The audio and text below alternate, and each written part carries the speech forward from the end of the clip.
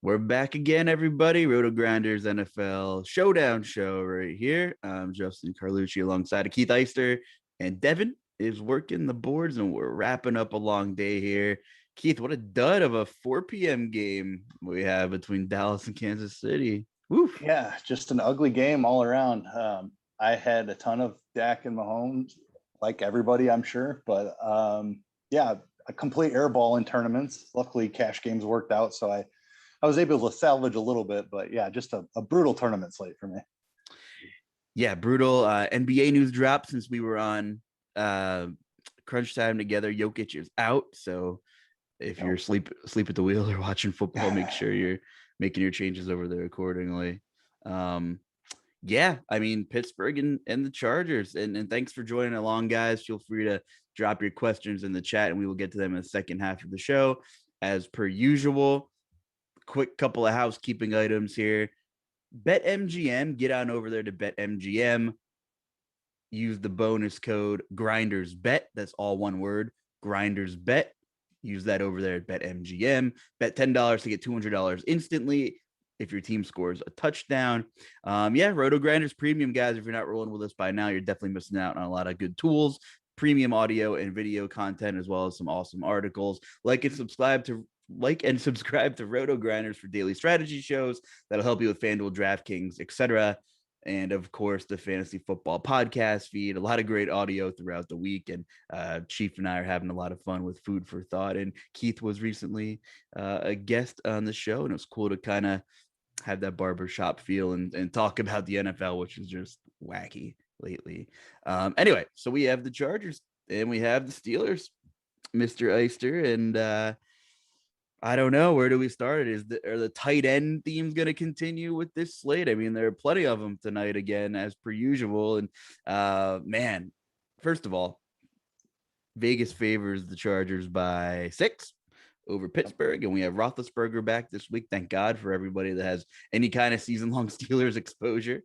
Yeah, what are just your thoughts in general? You agree with the game total? Like, do you have a lean either way? Like, what kind of scripts are you trying to build here tonight? Yeah, this is a bit of a tough one. I do agree that the Chargers should definitely be favored here. I think the Chargers win. I'm struggling with the total though, because this Chargers offense, kind of like the Chiefs and the Bills that we've seen, like theoretically the Chargers should have this elite offense. So the upside here is definitely massive. And I like the Chargers to be able to score points. Now, maybe we're going to come out and it's going to end up like the Dallas KC game and it goes way under here. But I think my primary lean is to build for lots of points. I think the Steelers defense is a little bit overrated. The Chargers are a bit of a run funnel, but I think the Steelers will have success running the football. And I think their short passing game, they'll do all right with too. So I like there to be some points here. Yeah, I agree with you. And of course, the Chargers just have great skill players. You know, Herbert's the better quarterback at this point of Roethlisberger's career, talent wise. Um, we'll see. We'll see how Pittsburgh travels across the country with Roethlisberger back and handles business. We have a ton of talk about, and a lot of the good conversation is on the Chargers side of the ball. In the beginning of the year, it was pretty self-explanatory. We knew where the volume was going. Everything was all good. Mike Williams' production kind of took a drop off, which makes him a pretty good tournament play, and we'll get there momentarily. You can see the ownership projections here on Lineup HQ. I have the captains pulled up here, and of course, Herbert is commanding a lot of ownership here. Eckler right behind him. There's Keenan Allen, not surprising, and Najee Harris, 10%. Maybe a little low, but also could be a price thing with not really a lot of slam dunk value. I feel like on most of these showdown slates, Keith, there's been some slam dunk value and lets you pay all the way up here. What are your thoughts on that 10% captain ownership on DK next to Harris's name here? Does that make sense to you, or is it a value thing? I think it makes sense because they're underdogs here on the road. If it was Pittsburgh favored at home, Najee would be one of the highest owned guys. But what we have seen out of Najee is he's completely game script independent.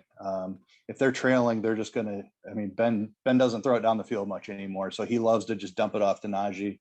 And he's been successful in that role. I think he's still playable as a captain, even if you're building for the Chargers to win by a good margin here. By the way, if Kit in chat says he won 300K with Flacco. I want to see that line, man. Yeah. Dude, that's like winning any money with Flacco is unreal. Kit, if you're for real, congrats. Drop us some info, man. Great hit. That's awesome. Congrats. Yeah, let's get some momentum in a showdown. I got some money to play with now. Good stuff, man. Congratulations. Yeah, the thing with Harris is like the volume is incredible after the first couple of weeks, right? 23 carries, 24 carries, 26 carries, 22 carries, 26 carries in the rugged Detroit game. So you can't knock that. And the Chargers have been atrocious against the run too. Pittsburgh can get ran on too. So kind of sneaky there. And we'll get to that momentarily here. Let's touch on that real quick with Najee. The other thing is the way the Chargers play defense. They definitely take away the pass. Like they're very talented in the secondary. And they just allow you to basically run on them as much as you want. And the Pittsburgh Steelers are a team that likes to run. So I think the first half, especially when the game is close, Najee is just going to be the guy here. He could see 15 touches in the first half even. So, and then we talked about if the game does get away from him, they'll use him in the passing game. So Najee's an awesome play despite the price tag. Yeah, I love Gridiron IQ at RG. You know what? Like, I'm a pretty good researcher, but the tools we have make prop betting specifically so much better. And like I'm pulling up the Steelers and the Chargers here on Gridiron IQ. There's a lot of green defensively on rushing defense on the Charger side of things, and you're absolutely right. They give up the most zone rushing success. Pittsburgh's more of a gap team. And the Chargers haven't seen a lot of it, but they're top 5 worst in the league in giving up gap run successful plays too, or successful gap run plays, I should say. So yeah, Najee's going to be the guy at least early on. But you made a really good point throughout earlier to me that both of these running backs are in whatever kind of game script there's going to be. They don't really come off the field. As much as Eckler might not be considered an early down back, he's the guy, no matter what. He's logging those snaps in the backfield there. So they can both coexist, together, although that's an expensive way to start your team. But, that's what I'm getting at here. There's no real change of pace back on either side anymore. I know you mentioned a value punt, but realistically, it's Eckler on the other side. Yeah, definitely. And he's the same as Najee, as involved in the passing game as Najee is. These are two of the premier workload type backs that we have. So I'm always a fan of fading running backs in showdowns. Typically when we do these shows, it's a little bit different when we're talking about a guy that cannot get game scripted out. So yeah, both of them, just two of the best plays for sure. Yeah, totally agree. Eckler's targets are maybe down just a tick than what they were, but he's still getting enough action through the air, and he has 4 receiving touchdowns so far. And you know, as much as he might not be the bruising red zone guy, a lot of people kind of knock him for or his role in that offense, but he's getting the looks through the air in the red zone, some boots and some stuff they run down there inside the 10 that Eckler, he'll have that value regardless. But we're going a little out of order here, but I think it warranted discussion because, they're two of the guys who typically have the most opportunities here between Harris and Eckler. It's hard to dislike either one of them. It kind of just comes down to roster construction, right? Like both of these guys are well in your player pool tonight, one way or another.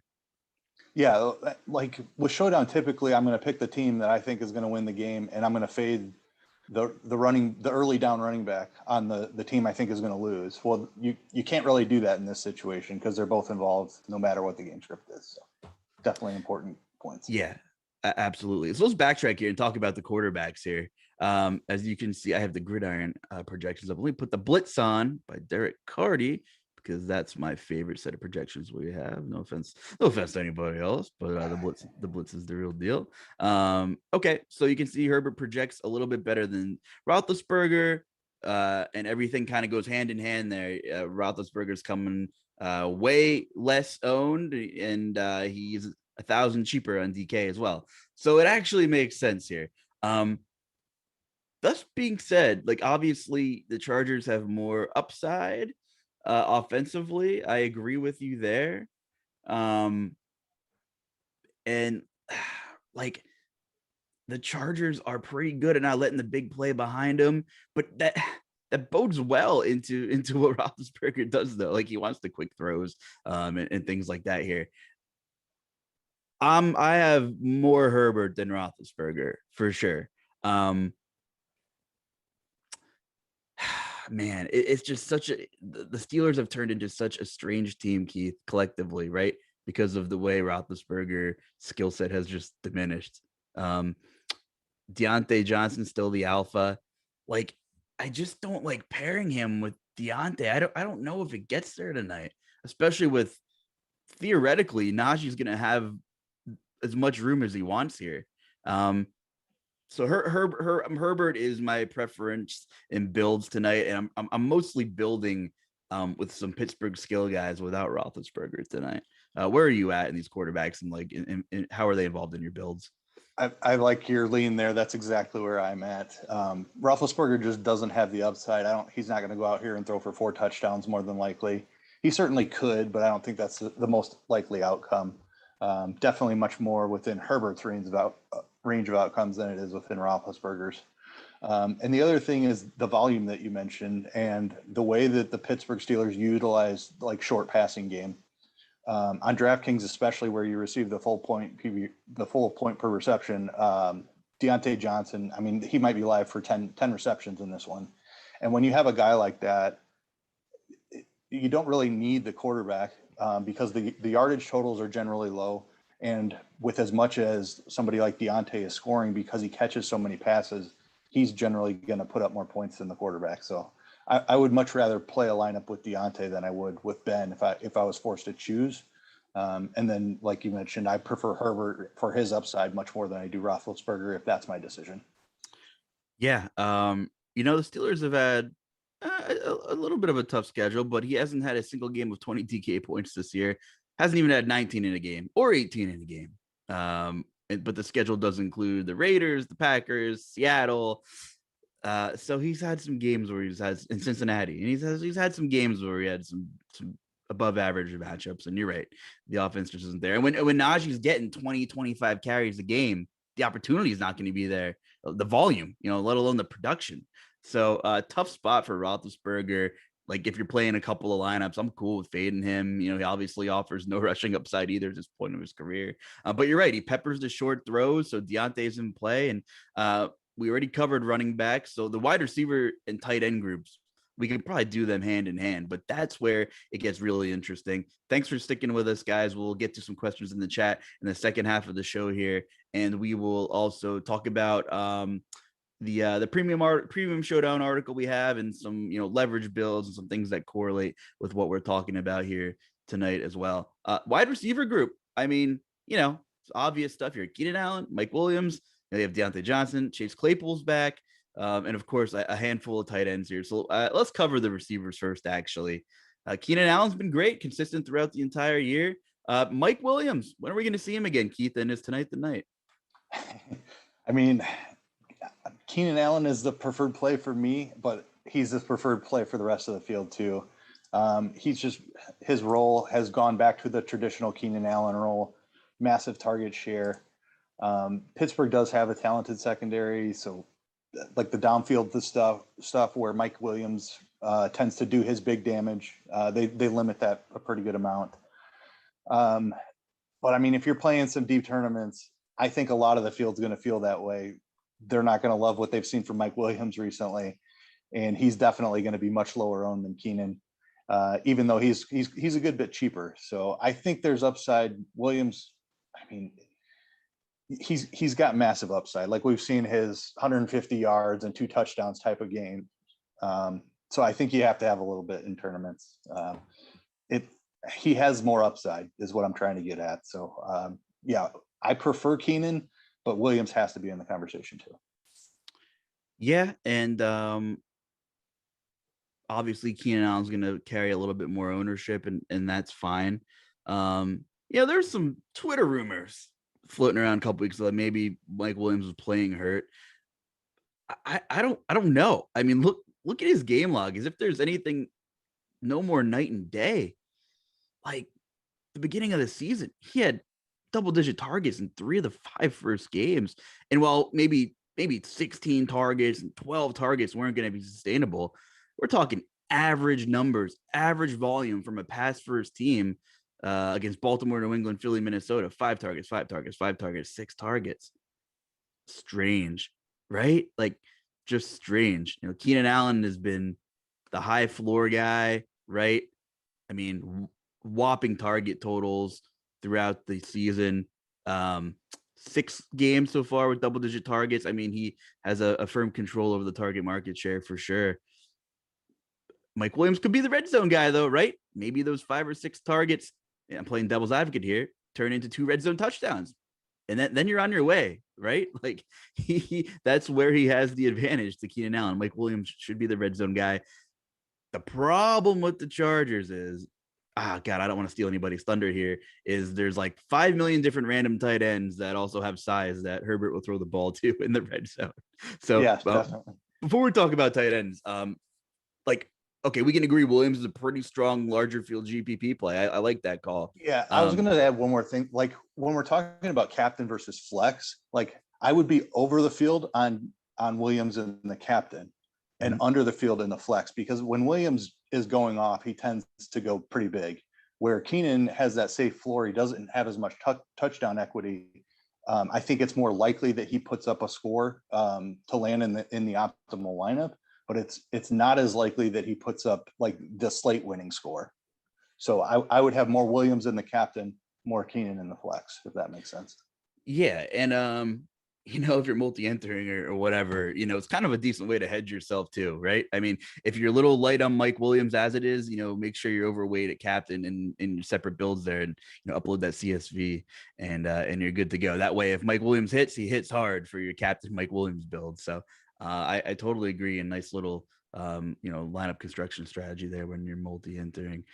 And he's pretty friendly projected captain ownership here on Mike Williams. I mean, we're talking sub 10% for a guy who in the first half of the season was getting walloped with volume, right? I don't know what happened since then. It's anybody's guess. But he'll save you a little bit of money too. When we get into some roster constructions, then we'll talk about it. Good ownership on Deontay Johnson too, as well. And while we said Ben doesn't offer a ton of upside, he's going to see 10 targets tonight, probably, Keith, right? You think that's fair? Oh yeah. Yeah. I think 10 is a reasonable expectation. We've seen him go a couple over that even several times this year. So yeah, Deontay's volume is some of the best in the league. Claypool's been a little bit banged up. He is in there and active tonight. So he missed last week, I believe, right? He did. Yeah. He did. Yeah. So Claypool coming back, people might be a little hesitant to play Deontay. I'm still jamming him in there plenty. He seems to be a guy that Ben locks onto, and he fits what Ben has to offer arm talent wise, especially well at this point in his career. Tight end. I'll start with a Pittsburgh tight end. You can finish it with a Chargers tight end. I know you want to talk about. The last memory of Freiermuth we have is his costly fumble in the Detroit tie. Man, tie games in the NFL just seem so like un-American, right? Like we need to find a winner in these NFL games. Yeah. Anyway, Freiermuth's been good. Let's be real. And Roethlisberger loves throwing the ball to him because he has a historic relationship with all of these tight ends he's had. I mean, we're talking, Heath Miller, and we're going back, right? And Freiermuth's like a clone of him. Okay, not yet. Heath Miller, was a great Steeler, but you can see some similarities in the two. I like Freiermuth a lot tonight. We're talking about a guy who's forced to plod down the field, most times here. I actually wrote up Freiermuth on Scores and Odds. I took his over 3.5 receptions here. I'm trying to tilt a little bit off my Cole Kmet call I made earlier, who I think saw one target in the whole stinking game without Allen Robinson. I don't know. You could have been on Michael Gallup's over, who still did not get there despite CeeDee Lamb leaving the game early and Amari Cooper not being active. So it happens to all of us, Glad I'm not alone, but I do like Freiermuth tonight. And you know what? Like Claypool, he hasn't really affected Freiermuth when Claypool's been active.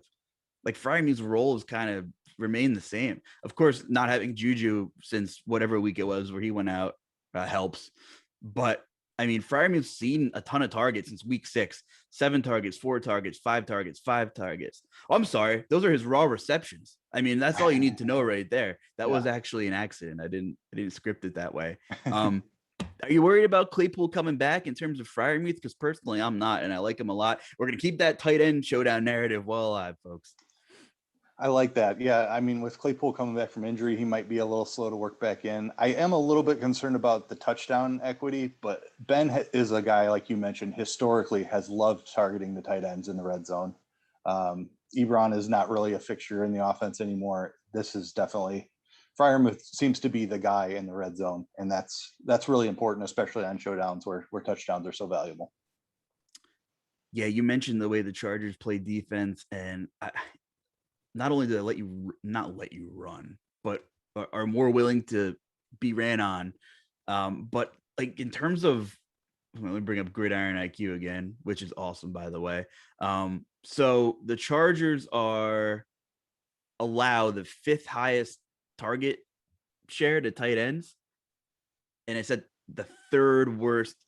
I'm sorry, at the 3rd highest success rate. So teams are targeting the Chargers 5th most at the 3rd highest success rate. So like, I love Freiermuth tonight. I think it happens. I think he keeps that touchdown equity alive one way or another. It might be the only touchdown Ben throws. Who knows? This will be like a Deontay Johnson, like 13 target night and doesn't find the end zone, one of those games.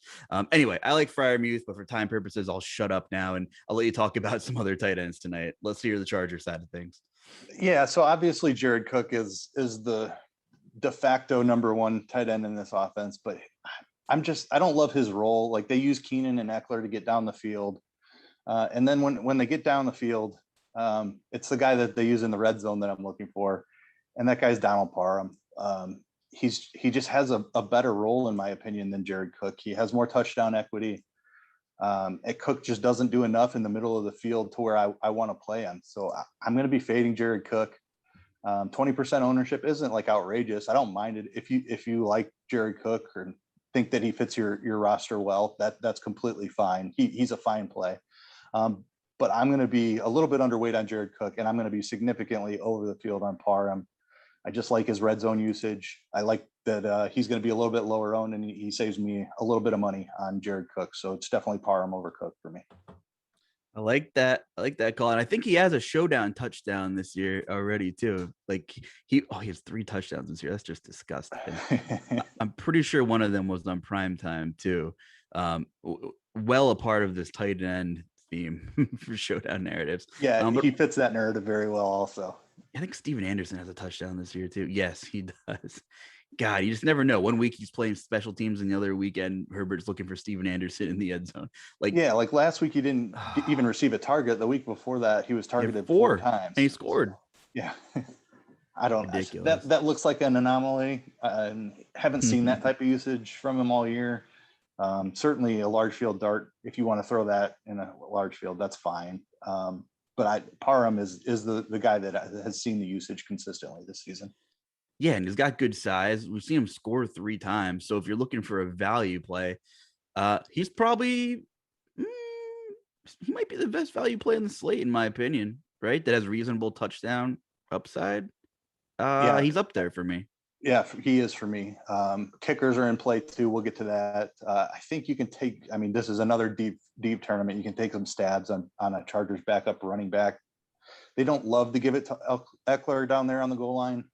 Justin Jackson is returning, so I mean, I like Parham a lot more than Jackson, but I think you could sprinkle in some Jackson too for a value play.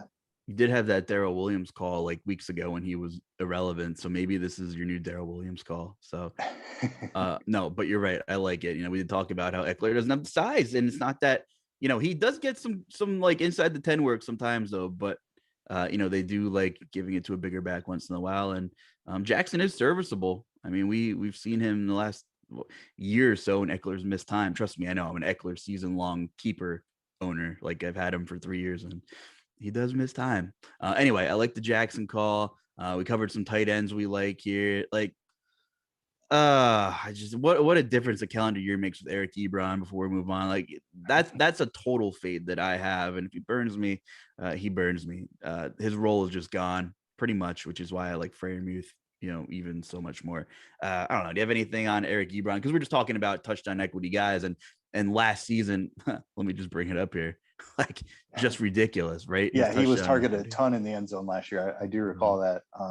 But yeah, Freiermuth has definitely jumped him. Just an athletic guy. Ebron coming down to the back end of his career. So Freiermuth, just the better athlete, the more talented player at this point. So I agree with you. The only thing I remember about Eric Ebron from like the latter stages of last year is when he was complaining about missing birthday parties because of the pandemic or something on Twitter.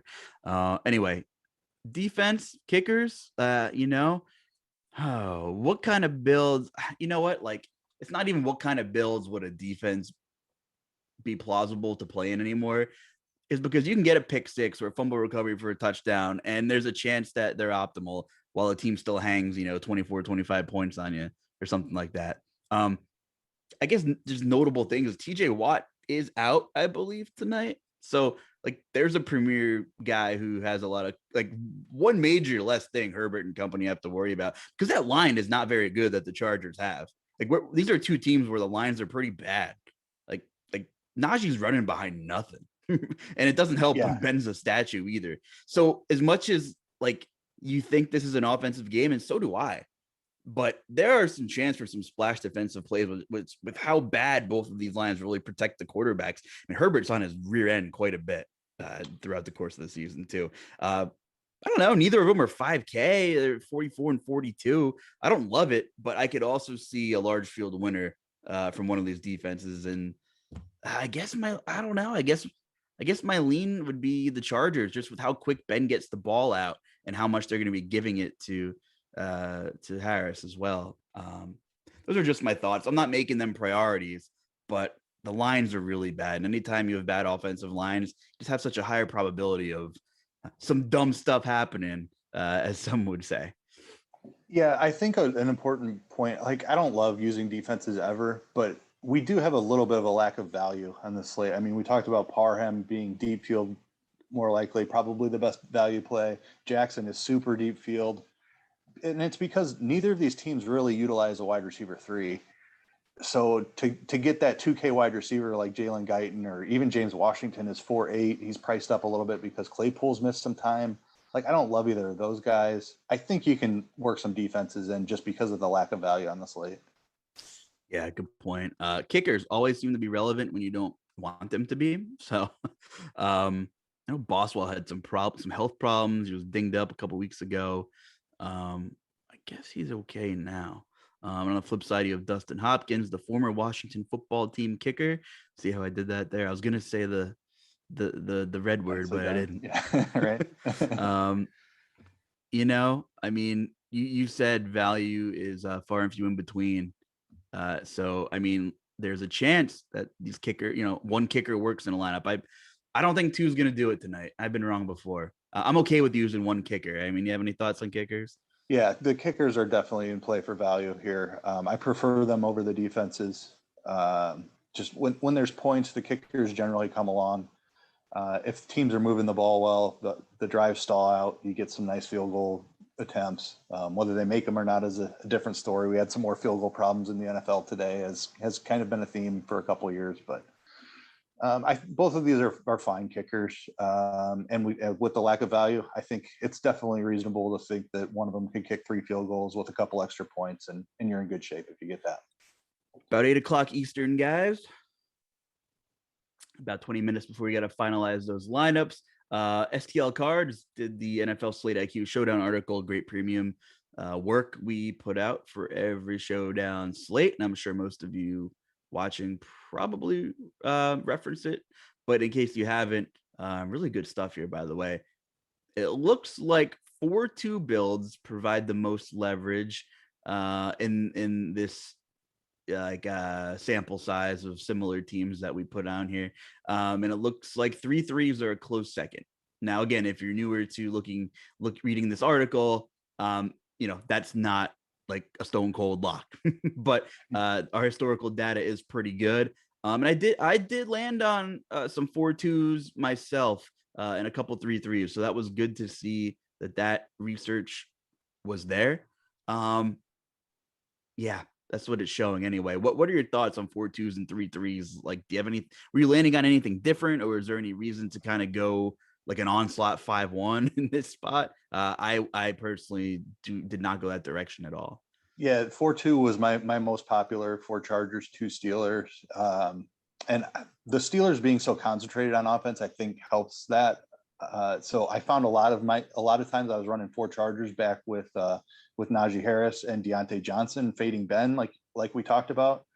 I think that fits that 4-2 build really well. And then you just hope that Najee and Deontay both get there on volume, and the Chargers are the ones winning the game, scoring the touchdowns. That's the construction that made the most sense to me. Yeah, and that was top 0.1% finishes, 4-2, 3-3 in that order. However, in terms of raw leverage, it's the 4-2 build, and it's not even close, Right. according to our data. Now, should you stick to that way completely? And if you're 150 maxing, I wouldn't. I mean, I don't do that.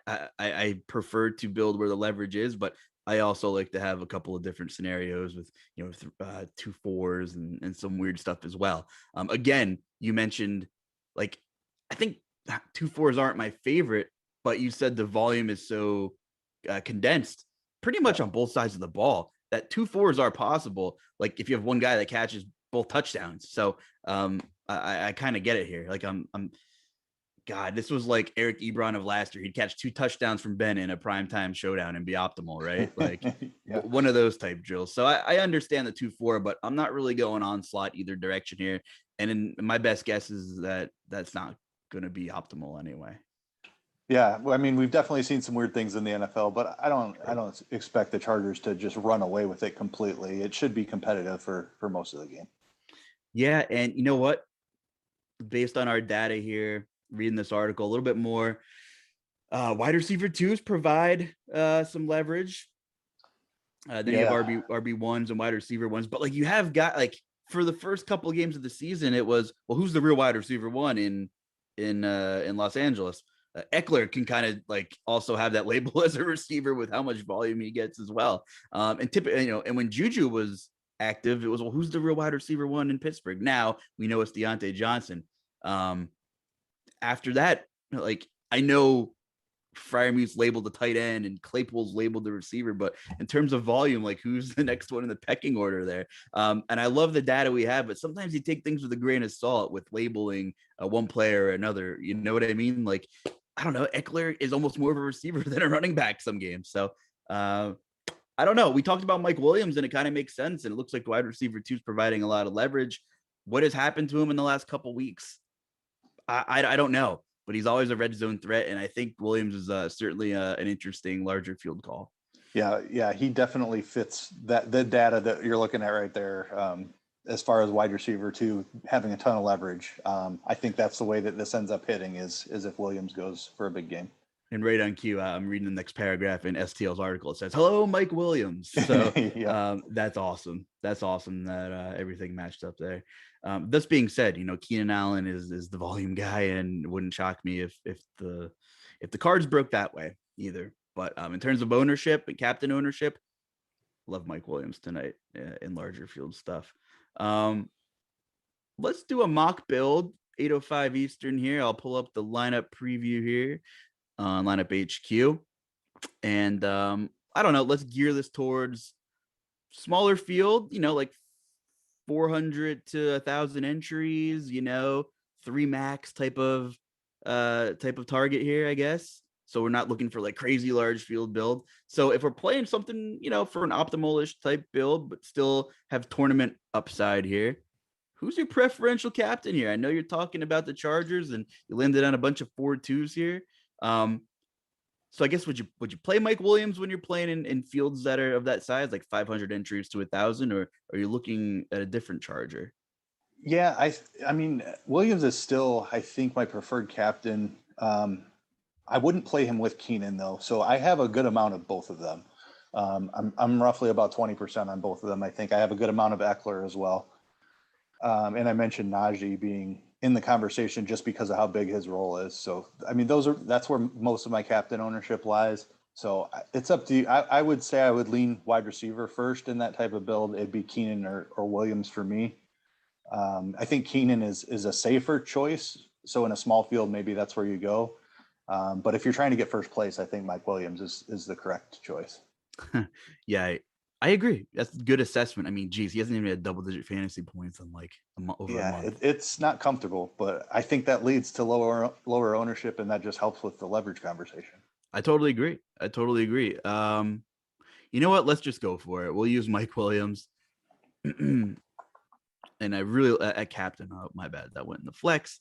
We'll put Mike Williams at captain there. And what he gives you, like if he scores, if it's not a total barn burner shootout and he scores, and has like, 5 catches for 70 yards, he could work. He could still be optimal even if he doesn't totally smash, because there's not a ton of value on this slate. So then you're rooting against you might be rooting against the Parhams of the world and the Justin Jacksons if you have Mike Williams a captain. If the value doesn't come through, you still might be all right if you use Mike Williams at captain. You're right. Probably won't coexist with Keenan Allen. Like, so do you pair Herbert with him? Odds are you typically do. And I like the spot for Herbert. So I'm going to stick Herbert in here at the flex, and I'm assuming you probably don't have any problems with that. No, definitely not. I think he's a must in a Williams captain lineup. You can make an argument in a Keenan Allen captain that you could potentially fade Herbert. I still wouldn't. But Keenan can get there on volume from short yardage. So if Herbert doesn't throw a ton of touchdowns, like say Eckler vultures the touchdown and Keenan gets one, and that's the only one Herbert throws, there's a way that Keenan could be optimal captain and Herbert is not. I think Mike Williams does it a little bit differently with big plays. So I definitely want Herbert in a Williams captain lineup for sure. Yeah, and this still gives you a good amount of money to play with. 69 and change per position left. You have 4 slots left. We can't fill all these for you for legal reasons, but we can put in 3 more, and then you can use your imagination on what you should do with the last slot. So 4-2 was the big leverage build according to our data here at RG. Let's put a Steeler in there, right? So we can kind of just even things out just a little bit. It's so much fun hand building this way sometimes. Listen, we talked about the Deontay Johnson volume. We talked about how Najee is going to be utilized and he has a super high price. And we talked about Freiermuth, who I think is a great option tonight also. Does Mike Williams give you the flexibility to go get Najee and put him at flex? Then you still might be reaching for some value. But boy, his volume is just super incredible there. Like, when you have Mike Williams, sub 7% right here, and you use him at captain, like, are you more prone to look for higher floor guys like Najee and kind of get those raw points at that point? Like, if Mike Williams has the game, like, and you have him a captain, are you cool with using Najee at flex? Yeah, I definitely am. I mean, even if Williams explodes and the Chargers completely run away with this game, we talked about Najee's role in that scenario. So I would totally be comfortable with that. Yeah, it's still going to be dink and dunk down the field because like Roethlisberger can't throw it 45 yards in the air anymore, probably. So I agree. He doesn't get game phased out regardless. I mean, you still have a good amount of salary to work with here. You know, that wouldn't exactly be the case if you know, Captain Keenan Allen. So I like this core a lot here for GPPs, which is the build we're working on right now. If you're just tuning in, smaller field ish stuff, but you know, Mike Williams is also definitely in play in large field stuff. Probably my favorite captain for large field GPPs tonight. Okay, 3 spots left here. We talked earlier that we're okay with fading Roethlisberger in a lot of builds tonight. Let's throw another Charger in there. I know you said Keenan Allen may not work. Like, if this is a spot where you're looking for Eckler and you know might leave you really tight on some money, or are you playing Parham regardless in here tonight? So I think the question would be the touchdown equity. If we have Williams in the captain, is there still enough touchdowns left over? I mean, even if Williams catches 2, and if we add Parham in here, I think we end up fading Eckler. So we're saying that there's no rushing touchdowns, and the Chargers have a total about 27 points. Yeah. So that, I mean, we're looking at 3 or 4 touchdowns. So if we give two of those to Williams, I think there's one left over for Parham. I think you can still play him in this lineup. I love it. I wasn't sure which way you were going there, but I think you're right. I'm okay with that. And that gives you 67.5 for 2 more spots here. What was I going to say? Oh, yeah. We want to put another Steeler in here because 4-2 builds, again, are the ones that are showing the most leverage from the data that we have. You know, I'd love to put my boy Pat in here and just see what we have to work with here. And it looks like we have 81 left. Boy, that's a lot of cheddar for one last spot. You know, you're leaving some money on the table. It doesn't exactly get you Keenan Allen. You know what we did talk about earlier. I'm just like throwing some ideas out here. Is like, you know, a kicker could work tonight, you know, and I'm kind of thinking about that. And I just want to see what Boss. Oh, and then we got 99 if you throw Boswell, which isn't sexy and isn't like ideal.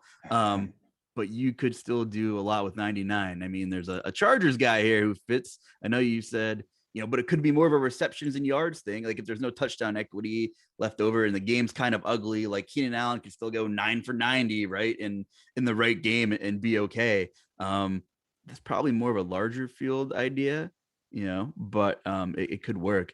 I don't know, like Steelers wise here, who would be your second Steeler first choice here with the amount of money we have left over? Yeah, I like your Freiermuth call. And even in small field, I think it's fine to leave money on the table. So, I mean, I think that where you go from the lineup here, it's either Deontay or Freiermuth. If you go Deontay, you're pretty much locked into that kicker. And I think you're going to be duplicated even in like a 500-person field. If you go Freiermuth and then leave some money on the table, I think you're definitely unique. And I think it has just as much upside. So you get Freiermuth to catch a touchdown or 2, and the kicker hits a couple field goals. I think you can still beat that Deontay team. We're fitting a bunch of narratives in here with this 4-2 build. We have the 4-2 data. We got the tight ends narrative well alive. We got the Mike Williams' due game, right? So we're checking a lot of boxes here tonight. Anyway, let's get to some questions before the chat. 8:14. Remember, start finalizing your lineups, and we'll get to some questions right now. Let's see. Yeah. Man, a lot of good Flacco talk. I love it. I like Herbert a lot. What's his ownership? Eric, I'm sure you saw that by now, so I'll probably skip you for now. If you didn't see Herbert's ownership, let me know. I've got it. It's 20% captain, 58% flex is what we've got. Okay. Best strategy for FanDuel GPP. You know, I like, and it doesn't always work out well, but if I'm running 150 for FanDuel, I kind of like hitting the X button on Roethlisberger at MVP because I think there's other guys that can outscore, a lot of other guys that can outscore him in raw points, even if projections don't exactly show it. Going hand in hand with favorite MVP GPP large field contrarian.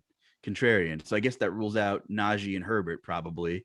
So with everybody left, contrarian MVP, we're talking raw points here on FanDuel. I'm assuming Keenan Allen probably falls fourth in the pecking order then, without looking. I don't have it in front of me for MVP, but like he's my best bet to get there. If it's not either quarterback and it's not Najee. I mean, I guess Eckler's in the cards too. My gut just says it would be a Keenan Allen game if I'm there, and he's fourth in the pecking order in the ownership probably, or maybe he's behind Eckler. On FanDuel, I think he would be behind. I think Eckler will be more owned than Keenan on FanDuel MVP. Okay, just touchdown equity wise. I mean, they're more important. But yeah, Keenan can definitely get. I mean, if he scores a touchdown, you should be more than fine with the volume he receives. Probably not worth going Williams on FanDuel at MVP. Like, just I don't know. It's just not worth going there. You're saving salary on DK. I wouldn't be willing to risk it on FanDuel, but I get it if you want to go there. Let's see. Tight end captain, you guys all know the drill. I know it's kind of been that common theme. Just scrolling down here. There was slight leverage on the tight end one captain as well, just to throw that out there. 10% optimal in the top 1%. Rusted Field's only going to do it about 6% projected. So not a terrible idea. Okay. All right. Most leveraged captain position, by the way. Wide receiver 2 was the answer to that. And we thought Mike Williams fit that build really well. If you're on the Steelers win this game or Chase Claypool has a big game, I think he fits that narrative or those numbers very, very well also. Yeah, agreed. A lot of unknown there with Claypool. I'd much prefer Mike Williams, I think, for many reasons, but totally get it for large field stuff if you want to throw a dart at Claypool tonight. Yeah, I mean, I don't know if we missed any questions here, but regardless, I guess, is there anything else we didn't cover since 8:17 p.m.? We got about 3 minutes here that you want to bring up here before lock, Keith? No, I think we covered most of it. That Chargers, whoever gets the goal line carry that's not named Eckler is, I think, could end up being important. Roundtree, who saw us scored last week, I think Justin Jackson falls back into that role, but there is some risk. Roundtree could take that also. Just wanted to make that clear that that's not forgotten. Yeah, so that provides even more risk for Jackson, I would say. The most boring thing ever would be a Herbert quarterback sneak, although not really running a lot this year. I mean, he's capable and like they don't really drop a ton for him, but he's big and he's long. And I just keep thinking of these Anthony Lynn clock management games from last year and how brutal it was. Thankfully, there's been a changing of the guard there. This should be a pretty good game. I'm interested. You know, a lot of like the Chargers are, I think I talked about it with Chief on Food for Thought, are just kind of like going through identity crisis. Like we don't know how good they actually are. They were on top of the AFC a couple weeks ago, I think, and had some brutal losses. And, you pretty much called it earlier in the show, all the talent in the world. But, like, what are they missing? Are they missing just – I feel like they're missing that bruising back, that toughness element. Like, they're just – I don't know. Like, okay, I'm not sure what the Chiefs are missing after a nice little statement game here, but it's kind of like almost the element the Chiefs are missing. They've drafted Edwards-Helaire to give him the thump, and he wasn't really providing it. But I feel like the Chargers just need some thump and, have like, I don't know, I'm talking real football guy stuff here, but really I think if we're going to go real football, I think the offensive line is a big factor on both of these teams not being able to take massive steps forward this year. That's where it starts, right? The skill position talent is absolutely there on both of those teams. Yeah, some of the best drafts, NFL drafts, are the boring drafts. You know, you get those linemen in the first round, but they're good for 10 years, right? So yeah. Totally worth it. All right, score prediction tonight, Keith. What do you got for me? Let's see here. I like the Chargers by a good amount, not a ton. We'll go 31-24 Chargers. I totally forgot to sprinkle in Mike Williams anytime touchdown while we were sitting here. I was going to do it, and I just don't feel like rushing to do it on my phone. But that's what I was going to do. Devin, score prediction. Let me hear it, man. And how was your Sunday? Let's see. I feel like the Chargers are going to take this one away. I think I've seen enough of Big Ben. I worry about his abilities these days. So we'll say Chargers take this one. We'll say 21-6. You nailed the I forget what you exactly called on Crunch Time today at 1 when I said prediction for the Chiefs Dallas game, and you gave us a really low number, and you probably could have won a lot of money in some kind of office pool or something. I think I had Dallas to win though. That was my other side. So, but yeah, low scoring game. That was a fear of mine, and it unfortunately came true. Yeah, mine too. And by the way, 820 guys, thanks for sticking with us. Yeah, I typically try not to play the chalk game, but I was wrong. I was convinced that there would be points in that game. Like maybe one team scores at least 27 or 28, and that's what we got in the whole game. I mean, jeez, what a weird one, man. I was wrong. I know you guys had some exposure too, so we'll just take a lump for the team there, I suppose. And then our Titans dealing with a 1-8 Texans route. Just awful Sunday. Not great. The Titans are rolling out a practice squad worth of players. I mean, if you told the public like who Tannehill was throwing the ball to, I don't think anybody would know them. Like if I went to my neighbor's house and was like, "Hey, do you know who Deontay Johnson is?" I'm in Pennsylvania. He'd be like, "Yeah," and I'd be like, "Do you know Nick Westbrook-Akina?" No. Do you know Chester Rogers? No. Do you know Marcus Johnson? No. Do you know Des Fitzpatrick? No. Boy, I hope they get it together. I don't know. What's the vibe like in Tennessee, Devin? I mean, well, just from what I saw today, to his credit, Hilliard looked pretty good. It feels like we have a couple of shadows of Derrick Henry running around in the backfield, which is nice. But we miss the king. We miss the crown. For sure. All right. Well, hey, we'll get out of here. I hope you guys enjoy the showdown tonight, and best of luck. Keith, anything else, or are we heading out? Nope, I've got nothing else. Good luck, everybody. All right. So for Keith, Devin, I'm Justin. Thanks again for another great week of NFL action. Enjoy the rest of your week.